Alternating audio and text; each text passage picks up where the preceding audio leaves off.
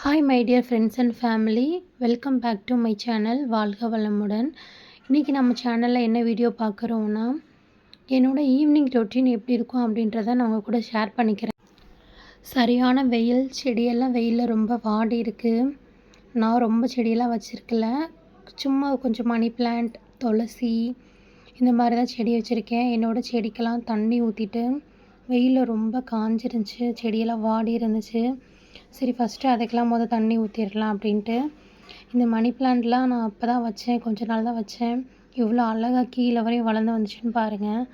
கீழே எனக்கு எட்டலை அந்த கீழே இருக்க மணி பிளான்ட், அதனால் இறங்கி போய் சரி ஃபஸ்ட்டு அதுக்கு தண்ணி ஊற்றிடலாம் அப்படின்னு சொல்லிட்டு அழகாக இருந்துச்சு. எனக்கு அந்த மணி பிளான்ட் வளர்ந்து கீழே வரையும் வரது பார்க்க, ஏன்னா நம்ம வச்ச ஒன்று வளர்ந்து நிற்கிது அப்படின்ற பார்க்குறப்பே ரொம்ப அழகாக இருந்துச்சு. சரி நம்ம செடிக்கெலாம் தண்ணி ஃபஸ்ட்டு ஊற்றிடலான்னு சொல்லிட்டு எல்லாத்துக்கும் தண்ணி ஊற்றி முடிச்சுட்டு அடுத்து என்ன வேலை அப்படின்னு பார்க்க போனால் சிங்கில் பாத்திரம் இருந்துச்சு. இப்போ நான் உங்களுக்கு ஒரு மேஜிக் காட்டட்டுமா?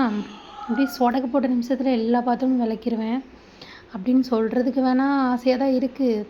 ஆனால் என்ன, நம்ம தானே தேய்க்கணும். நான் எல்லா வேலையுமே பார்த்துருவேன், ஆனால் எனக்கு அந்த பாத்திரம் தேய்க்கிற வேலை மட்டும் பிடிக்கவே பிடிக்காது. ஆனால் வேறு வழி இல்லை, நம்ம தானே செய்யணும். அதையும் தேய்ச்சி வச்சுட்டு என்னோடய பையனுக்கு வேறு எக்ஸாம் நடக்குது. ஸோ அவனுக்கு சொல்லி கொடுத்துட்டு அவனை ஹோம்ஒர்க் பண்ண வச்சுட்டு, உங்கள் பசங்களுக்கும் எக்ஸாம் நடக்கும்னு நினைக்கிறேன். அடுத்த ஒரு மாதம் கழட்டி விட்ருவாங்க. அதை நினச்சா எனக்கு இப்போயே கொஞ்சம் பயமாக தான் இருக்குது. சரி நைட்டுக்கு டின்னர் என்ன பண்ணலாம் அப்படின்னு சொல்லிட்டு பார்த்தா மாவு இருந்துச்சு. சரி இட்லி ஊற்றிடலாமே அப்படின்னு சொல்லிட்டு இட்லி வச்சேன். இட்லின்னு மைண்டு ஃபிக்ஸ் ஆகிடுச்சு. ஆனால் அந்த இட்லிக்கு என்ன தொட்டுக்கிறது அப்படின்னு யோசிச்சா அதுவும் ஒரு கொஸ்டினாக இருக்குது. சமைக்கிறது கூட ஈஸியாக தான் இருக்கும் போல், ஆனால் என்ன சமைக்கணும்னு யோசிக்கிறது தான் பெரிய டிப்ரெஷனாக இருக்குது. எனக்கு மட்டும்தானா இல்லை உங்களுக்கு அப்படியான என்கிட்ட ஷேர் பண்ணுங்கள், மறக்காமல் கமெண்ட்டில் சொல்லுங்கள்.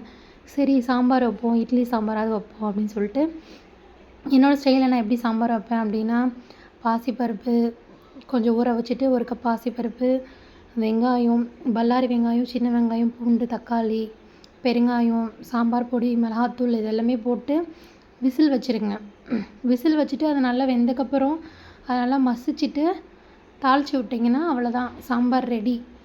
சரி சாம்பாருக்கானதெல்லாம் கூட்டி வச்சுட்டு அடுப்பில் ஏற்றிட்டேன். ஒரு பக்கம் ஒன் சைடு இட்லி ஊற்றிடலாம்னு சொல்லிட்டு இட்லி ஊற்றுறதுக்கான வேலை பார்த்துட்டு இருந்தேன். நேற்று தான் மாவு ஆட்டினேன். மாவெல்லாம் இல்லைன்னா மனுஷன் வாழ்க்கை எப்படி ஓட்டுறதுனே தெரில. மாவு இருந்தனால தப்பிச்சேன். அதனால் சரி இட்லி ஊற்றிடலாம்னு சொல்லிட்டு இட்லி ஊற்றி வச்சுட்டு சாம்பார் ஒரு பக்கம் விசில் வந்துருச்சு. அதையும் தாளித்து கொட்டிட்டு இட்லி வெந்துச்சான்னு பார்த்தேன், அது வெந்துருச்சு. இறக்கிட்டு சாப்பிட்ற வேண்டிய வேலை தான் இனி.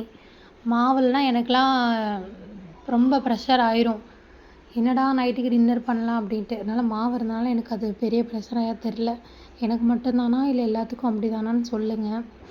அவ்வளோதான், எங்களுக்கு நைட்டுக்கு டின்னர் ரெடி. இனிமேல் சாப்பிட்ற வேலை தான். 2 இட்லி வச்சு இட்லி ஃபுல்லாக நல்லா சாம்பார் ஊற்றி சாப்பிட தான் எனக்கு பிடிக்கும்.